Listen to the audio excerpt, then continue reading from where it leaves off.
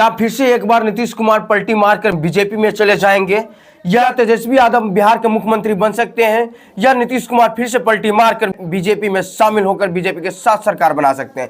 क्या बीजेपी में जाने के बाद नीतीश कुमार ही रहेंगे सीएम पद के उम्मीदवार? यह चीज समझना आपके लिए बेहद जरूरी होगा। अगर आप पॉलिटिक्स से जुड़े होंगे तो आपको पता होगा कि राजनीतिक गलियारों में बिहार के जो सियासी पारा है वो हाई फाई यानी कि चढ़ कर यहाँ का थर्मामीटर भी काम करने नहीं लगा है। हालांकि नीतीश कुमार के इधर चले जाना उधर चले आना यह नीतीश कुमार के लिए नया बात नहीं है। पहले भी नीतीश कुमार जा चुके हैं और इस नाम से विख्यात यानी कि पलटू राम के नाम से भी विख्यात हो चुके हैं। क्या इसी को बरकरार रखते हुए नीतीश कुमार फिर से एक बार पलटी मारकर बीजेपी में चले जाएंगे? यह बहुत बड़ी सवाल है। तख्ता पलट की बात यहां हो रही है तो सबसे पहले आपको समझना पड़ेगा कि टोटल बिहार में कितने पार्टियां हैं। सबसे पहले तो राजनीतिक पार्टियां बिहार में जो है कि 10 पार्टियां हैं जो कि राजनीतिक में अपने आप को दावेदार मानते हैं और राजनीतिक में अपने आप को बड़े पार्टी के रूप में देखना पसंद करते हैं। लेकिन सबसे बड़े पार्टी के रूप में देखा जाए ना कि बिहार के लार्जेस्ट पार्टी तो आरजेडी ही आते हैं, जिनके पास 79 विधायक, उन्हीं की 79 विधायक है। और वहीं पर बीजेपी के यानी कि सेकेंड लार्जेस्ट पार्टी की बात करें तो इसके पास 78 यानी कि 78 विधायक के साथ यह बिहार में लीड करते हैं। फिर थर्ड लार्जेस्ट पार्टी की बात करें तो वहीं पर जदयू आते हैं, जिनके हाथ में दोनों तरफ लड्डू होते हैं, इस हाथ में भी इस हाथ में। अगर जो दोनों लड्डू खा सकते हैं जो उनका मन हो, यानी कि इधर जाए तो इनका सरकार बन जाएंगे, इधर जाएंगे तो इनके सरकार बन जाएंगे। इनके पास इतना पावर रहता है नहीं कि नीतीश कुमार के पास। लेकिन नीतीश कुमार क्या अब राजनीतिक करते करते यानी कि इतना बौखला गए हैं कि उनका मानसिक संतुलन कंट्रोल में नहीं रहा। क्या जो डिसीजन ले रहा है उससे क्या लगता है नीतीश कुमार का जो राजनीतिक सियासत जो ईयर रहा वह खत्म होने वाला, यानी कि पॉलिटिक्स डी एंड होने वाला नीतीश कुमार का? बिल्कुल होने वाला है, अगर आप समझेंगे तब। अगर नीतीश कुमार इस बार बीजेपी में जाकर शामिल हो सकते हैं, क्योंकि नीतीश कुमार ने कसम खाया था कि हमें मरना पसंद है लेकिन बीजेपी में जाना कतई पसंद नहीं है, जो कि आप इस ऑडियो को सुन सकते हैं। दोस्तों जरा सुनिए इसको, नीतीश कुमार क्या कह रहा है। मर जाना कबूल है, उनके साथ जाना हमको कभी कबूल नहीं है, यह अच्छी तरह जान लीजिए। समझ नीतीश कुमार का यह कहना है। और वहीं पर बीजेपी द्वारा कहा गया था, यानी कि अमित शाह जो चाणक्य माना जाता है बीजेपी का, उसने भी कहा था कि ललन बाबू यानी कि नीतीश कुमार के लिए हमारे पास दरवाजा उनके लिए सदा दिन के लिए बंद रह गया है। क्या राजनीतिक में दिए गए वचन यानी कि किए गए वादा बस वादा ही रह जाता, उस पर कोई भरोसा एतबार नहीं कर सकते हैं? क्या उनका कोई मतलब ही नहीं रहता है? क्या पॉलिटिक्स अब पॉलिटिक्स नहीं रहा, जो चाहा जिधर चाहा जैसे चाहा बस उसी तरह से क्या जा रहा है? ईमानदारी का कोई प्रतीक अब पॉलिटिक्स में नहीं रहा अगर देखें तो। और अगर नीतीश कुमार के बारे में बात कर लिया जाए तो उनका जो हम क्यों बोले कि उनका सियासत जो सत्ता है उसका डी एंड का कगार पर, यानी कि खत्म हो जाएगा, उनका विरासत खत्म हो जाएगा, पॉलिटिक्स के भी नामो निशान खत्म हो जाएगा। ऐसा क्यों?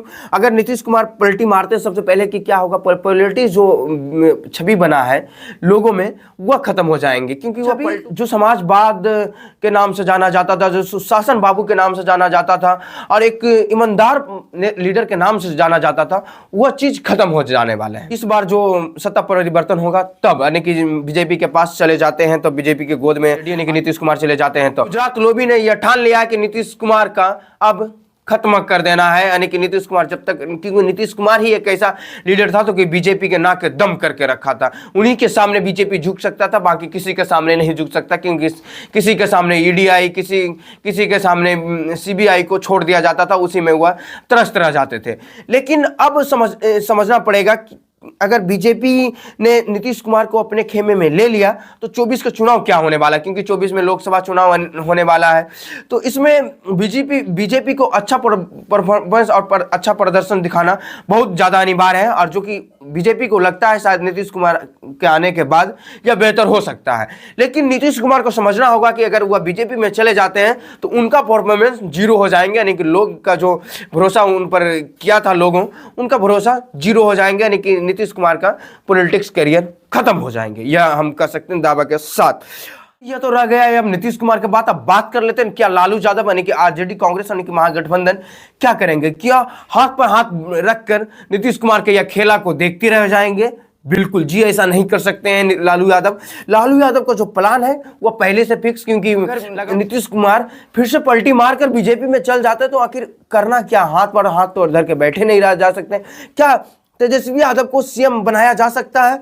जी हाँ, बिल्कुल। इस चीज को आपको समझना बेहद जरूरी होगा। सबसे पहले आपको समझना होगा कि महागठबंधन पहले से जो चल रहा था आरजेडी के साथ, सारे पार्टियां टोटल पार्टी को लगाकर टोटल 116 विधायक अभी भी है कहाँ, लालू यादव के संपर्क में, यानी कि लालू यादव के इशारों पर जो चलते हैं। कांग्रेस, आरजेडी और तमाम पार्टियों को लगाकर 116 बापे माले लगाकर 116 है आरजेडी के पास। लेकिन 16 से तो काम चलने वाला है नहीं, चाहिए सरकार बनाने के लिए 122 विधायक। तो भाई अब 8 लाएंगे कहां से? आप अब इस चीज को समझिए कि आएगा कहां से। सबसे पहले समझिए कि सूत्रों के हवाले से पता चल रहा है कि लालू यादव ने कन्वेंस किया है संतोष मांझी, यानी कि जीतन राम मांझी को, बेटा के, कि अगर आप मेरे खेमे में चले आते हैं तो आपको डिप्टी सीएम पद दे दिया जाता है।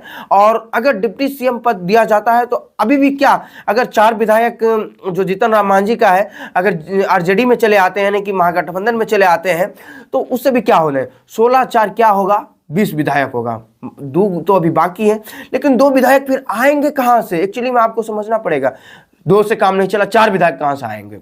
24 पर सरकार बनाए या 22 पर सरकार बनाए, लेकिन बनाना तो पड़ेगा ना। या षड्यंत्र शायद लालू यादव अपने लावड़ी आवास पर बैठकर यह योजना बना रखे हैं और यह गवर्नर यानी कि राज्यपाल के भवन में जाकर यह पेश कर सकते हैं कि हम भी मुख्यमंत्री का पद के दावेदार हैं और अपने शक्ति प्रदर्शन करके, यानी कि अपने दावेदार पेश करके मुख्यमंत्री के शपथ ग्रहण भी कर सकते हैं। हो सकता है कि लालू यादव के संपर्क यानी कि आरजेडी या कांग्रेस के संपर्क में जदयू के 2-4 विधायक हों, जो कि अगर कुछ इस तरह का जदयू यानी कि नीतीश बाबू बीजेपी में चले जाते हैं तो 2-4 विधायक टूट कर जदयू से आरजेडी में चले आएंगे। क्योंकि बीजेपी, आपको समझना पड़ेगा, पॉलिटिक्स में लोग बहुत ही मायने रखता है। हो सकता है कुछ विधायक संपर्क में हो, उन्हें बोल दिया जाए कि हम आपको मंत्री पद दे देंगे, तो शायद ऐसा हो सकता है। अगर ऐसा हुआ तो इतना समझ लीजिए कि बिहार में एक बार नया सरकार और वो भी तेजस्वी यादव बिहार के मुख्यमंत्री शपथ ग्रहण करेंगे और बिहार के मुख्यमंत्री तेजस्वी यादव हो सकते हैं। दोस्तों, इस चीज को आपको समझना पड़ेगा। इसलिए लालू यादव भी बार बार कोशिश कर रहे हैं कि नीतीश कुमार नहीं जाए बीजेपी में। अगर बीजेपी में चले जाते तो नीतीश कुमार के लिए यह बहुत बड़ी खतरा साबित हो सकता है और नीतीश कुमार के कैरियर पॉलिटिक्स भी समाप्त यहां से होना शुरू हो जाएंगे। क्योंकि यह चीज आपको समझना बेहद जरूरी होगा। फिर से यानी कि जदयू को लेकर जाकर बीजेपी के गोद में रखकर बीजेपी के साथ सरकार बनाने में कामयाब हो जाएंगे, या नीतीश कुमार का कैरियर, पॉलिटिकल कैरियर समाप्त हो जाएंगे। जिस चीज से वह जाना जाता उस पर वह कलंक लगा लेंगे, यानी कि अपने ही गोड़ पर कुल्हाड़ी मार लेंगे। क्या आपको कैसा लगता है? आप हमें जरूर कमेंट करके बताइएगा। क्या बीजेपी का यह सोची समझी एजेंडा है जो कि नीतीश कुमार को बर्बाद करने चला है? क्या नीतीश कुमार का जो नाराजगी है वह इंडिया अलायंस के वजह से है? क्या आपको लगता है ऐसा? तो कुछ हमें कमेंट करके जरूर बताइएगा कि आपका क्या थॉट है इसके विषय में। क्या लालू यादव यानी कि महागठबंधन आरजेडी कांग्रेस मिलकर सरकार बनाने में कामयाब हो सकते हैं बिहार में? आप हमें जरूर कमेंट करके बताइएगा। और आपके फिलहाल के लिए इतना ही, मिलते हैं किसी न्यू वीडियो के साथ। तब तक के लिए चैनल को सब्सक्राइब कर लीजिए और वीडियो को लगे हाथ शेयर भी कर दीजिएगा, लाइक भी कर दीजिएगा।